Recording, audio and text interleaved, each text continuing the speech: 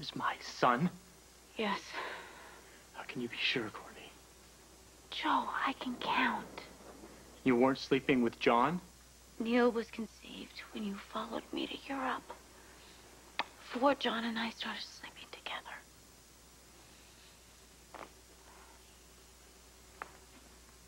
I can't believe that you have known this whole time and you never told me why. Joe, how was I supposed to... In the living room, honey. Will you read me a bedtime story? Yeah. You know what? Of course I will. Good night, Joe. Good night, buddy. Do you think we'll see Daddy tomorrow? You never know.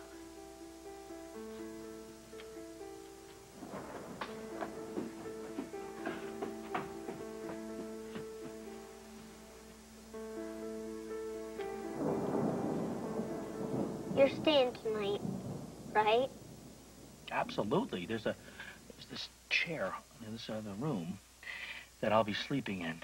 Now, if you hear some loud noises, snoring and things like that coming from over there, I want you to start throwing things over there. Wake me up, because I don't want my snoring to keep you awake tonight. It doesn't keep me awake. It lets me know that you're close. I missed it while you were away. Will you hold my hand until I fall asleep? I've got your hand, and I'm not going to let go of it.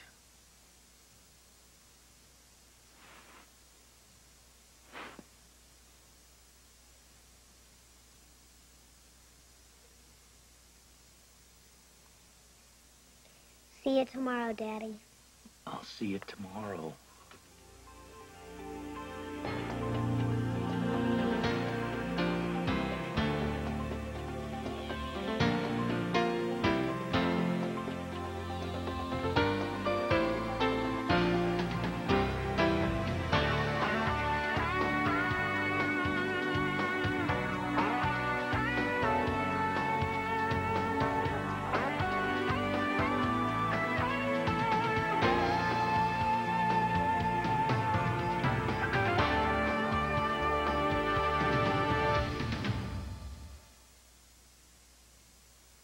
We have some unfinished business.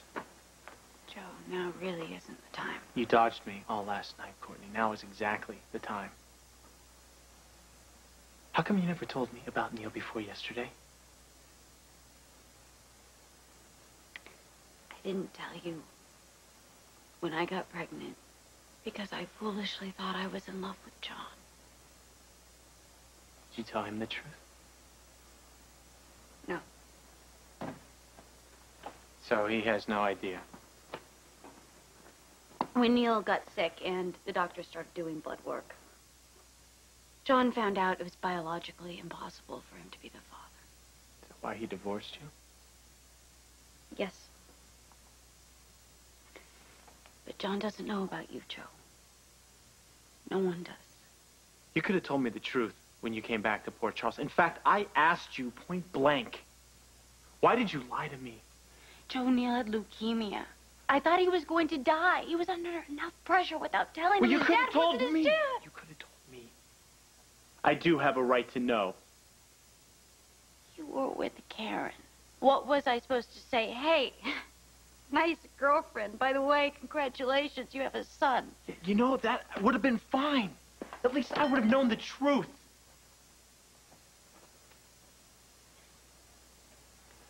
Well, you know it now. And the best thing you can do for Neil and for me is to keep this under wraps. For some reason, John doesn't want people to know, and I really think I can use that, Joe. I have to tell Karen. Karen is the reason John is here in the first place. If she wouldn't have opened her big mouth... Karen called John out of concern for Neil. Don't blame her because she didn't know about your lies. Okay, fine. Then think of the strain it will put on your relationship. It's not gonna happen. Joe, please. Please, I am begging you. I am begging you to keep this between us until I'm out of this mess with John. You have to get an attorney. I'm trying to find someone I can afford, I Joe. know someone. This guy's a divorce attorney I treated 6 months ago. He sent me a thank you letter with his business card. I will call him.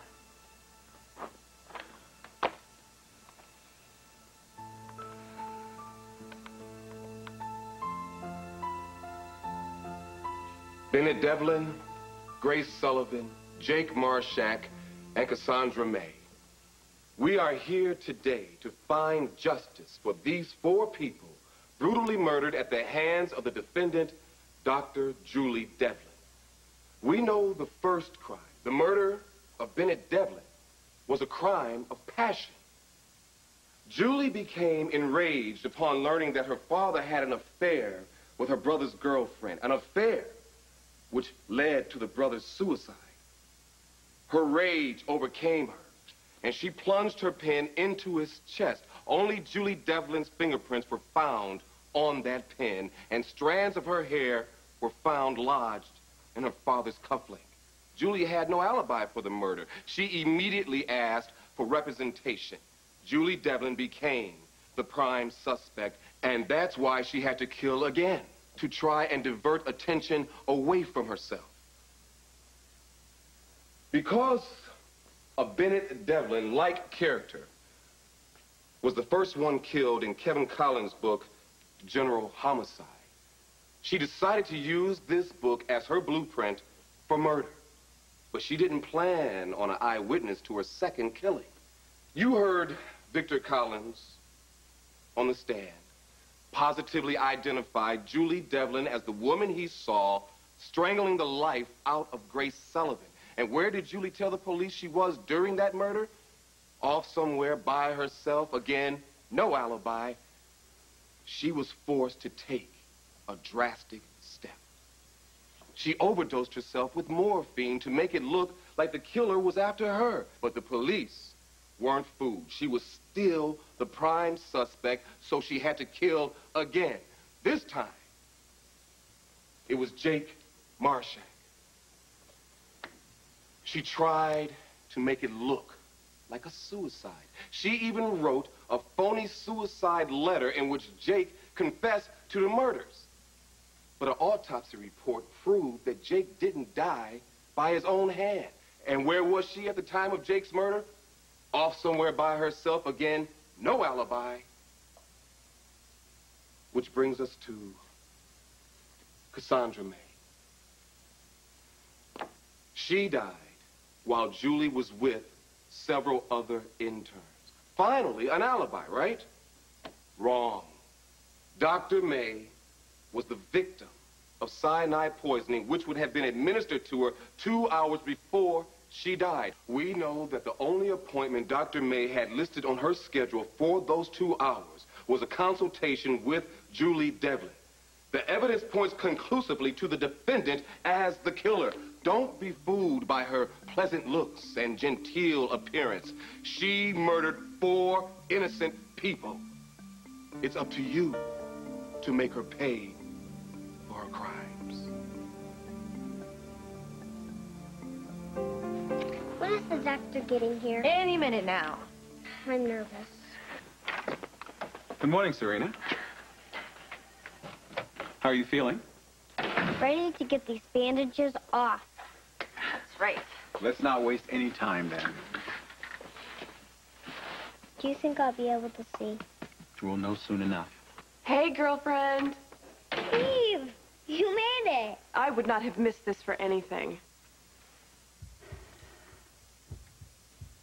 All right, Serena.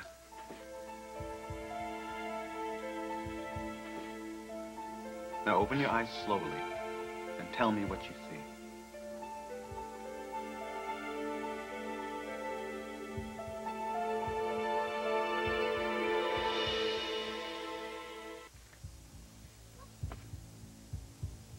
Serena, can you make out any figures? Serena, just take time here. Let your eyes just adjust, okay? I see lights, Is there anything else? sort of. But it's blurry. Is that good? Is that bad? What's going on It's here? good. She can distinguish light and shapes. I know, but will she be able to see, or are we going to have to do Daddy. something? Daddy, you look like a big blurry blob. What did you just say? I said you look like a big blurry blob, but I can see it's you. Oh.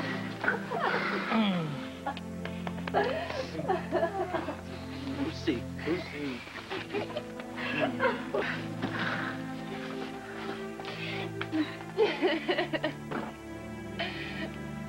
But why is everything so blurry? You'll have blurred vision and sensitivity to light for the next few weeks, which will improve as your new corneas fit into place. I'll come back later to run some tests when your guests have gone. Hey, Doc, listen, how can I thank you? Her smile is thanks enough.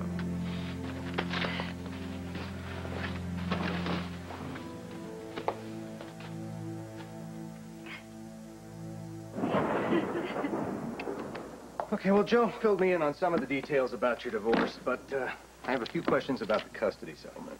Okay. Do you have joint custody?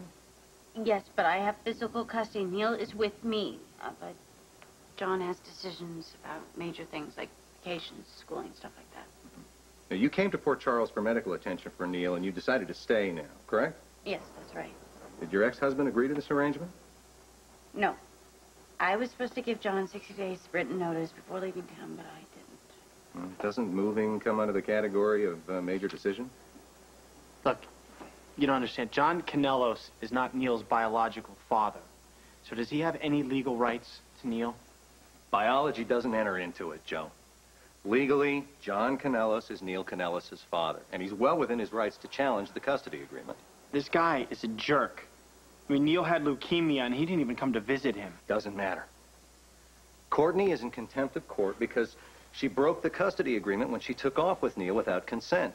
Mr. Kanellos has a case. So what am I supposed to do now? Let your ex have access to Neil. Show the court you're cooperating now. I don't believe this. If she makes life tough for this guy and winds up in the wrong court in front of the wrong judge, she could end up losing Neil altogether.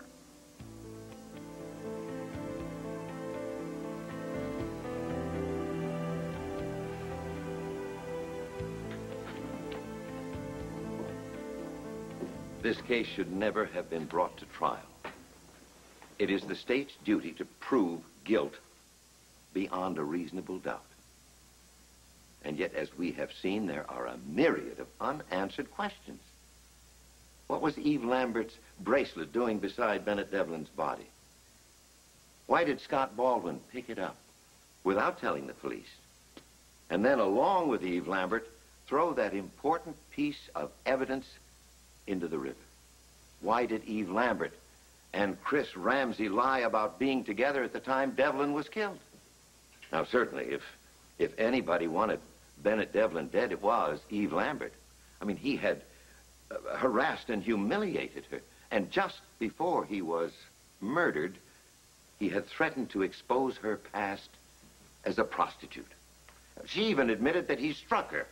Now, isn't it interesting that Eve Lambert owned the same exact type of pen that was used to kill Bennett Devlin? How could she have planned this murder in advance? Would have been easy for her to get Julie Devlin's prints on that pen and then, using a pair of surgical gloves, plunged it into Devlin's chest, leaving behind only Julie's prints. Isn't that reasonable doubt? Now, moving on to Grace Sullivan. Victor Collins says he saw Julie strangle her. But how reliable is a mentally unstable man who could only recall what he had seen days after he'd been off his medication?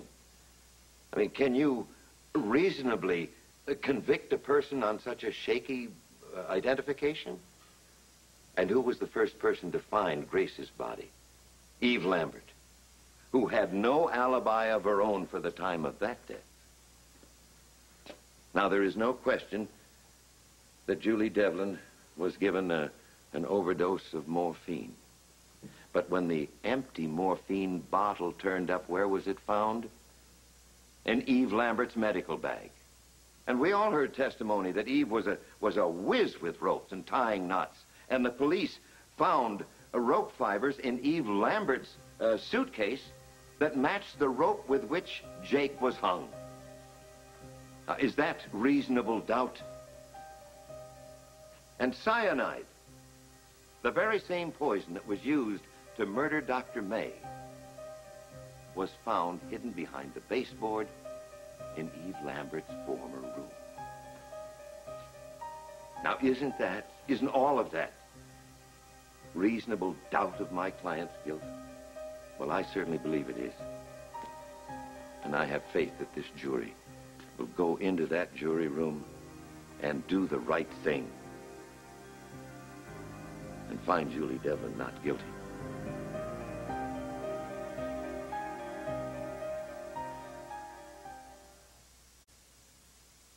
Once the verdicts have been agreed upon, have them dated and signed by your foreperson, and then return with them to this courtroom.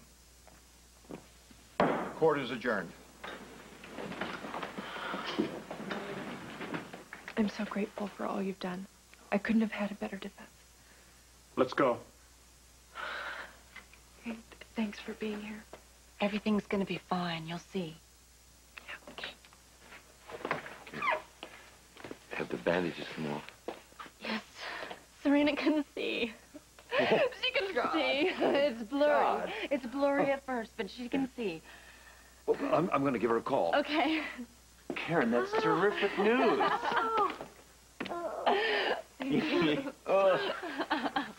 This is just the beginning of the great news. I know Julie's going to be acquitted. Well, if I were on the jury, I would certainly have reasonable doubt. All of the evidence points to Eve as the killer. But I can't help but think that ever since she's been behind bars, there haven't been any more murders. I don't know what you think. Julie did it. Eve did it. Or is it someone else entirely? I can't wait to see my room again. Well, your room is chock full of toys. Of course, we'll have to get rid of some of those newer toys like the beanbag toss and that Simon game and... Oh, no, I love those games. You do, huh? Yeah, I'll play them with my eyes closed. And I bet I'll still beat you. When did you become such a smart little Santa?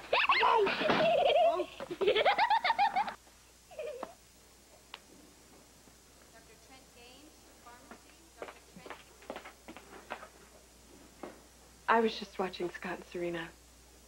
They're so happy. Yeah, they are. They really deserve it. I can't tell you how relieved I am that Serena got her sight back. Me too. I know I'm never going to forgive myself for putting her through all that, though. Same here. Oh. Congratulations on your victory. On my what? My credibility was destroyed in court, and you have Scott and Serena. You have it all?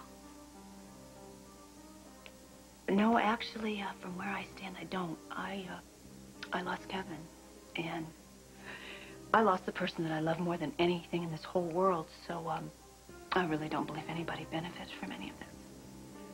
For months now, your focus has been on proving me a killer. My bet is Julie will be acquitted, and I'll be facing murder charges. From where I stand, you won.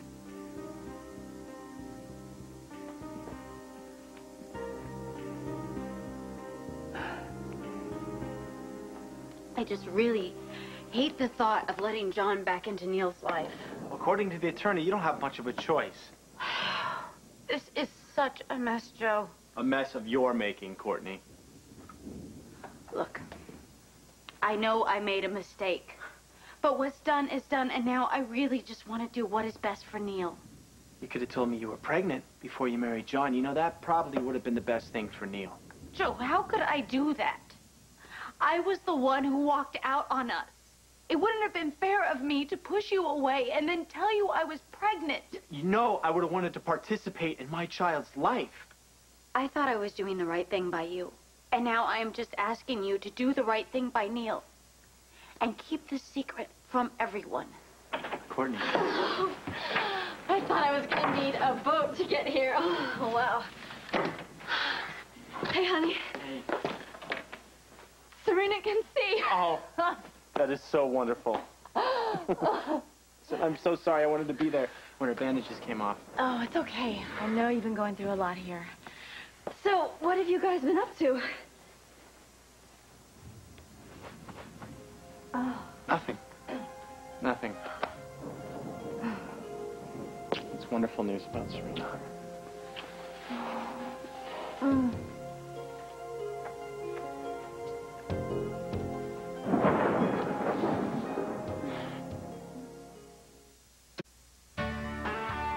Chat with Walt Willey, All My Children's Jack Montgomery. Today at 4 p.m. Eastern, 1 Pacific on America Online. Keyword AOL Live.